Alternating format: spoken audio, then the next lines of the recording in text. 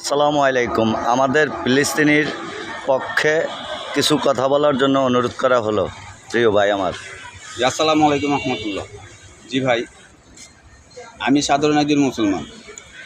তো আমার আজকে রাস্তায় নেমেছি ইমানি তাগিদে, শুধুমাত্র ইসলামিক নৈতিকতার একটা দায়িত্ববোধ আছে। এই জন্য চোখের সামনে মোবাইলটা খুললেই দেখতে পাই যে আমার ঘরের সন্তানদের ধরে ধরে টাইনে নিয়ে যায়, তারা হত্যা করতেছে। তারা ইসরায়েলিরা, সে মা শিশু যা আছে চোখের সামনে এভাবে হত্যা করতেছে। এগুলো তো অন্তত আমি আমার কথা বলতেছি, 10 জনের কথা বলতেছি না। আমার কলিজায় ব্যথা লাগে।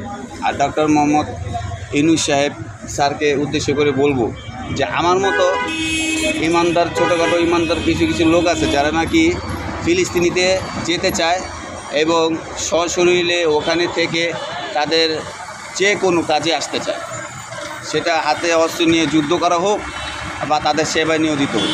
তা আমাদেরকে ফিলিস্তিনে পাঠানোর মতো আপনি একটু ব্যবস্থা করে দেন, আমার মতো যুবক যারা আছে তাদেরকে প্লিজ স্যার। মাশাআল্লাহ, মাশাআল্লাহ, আমার অনুরোধ লাগতেছে স্যার, মাশাআল্লাহ, প্লিজ মাশাআল্লাহ। স্যার।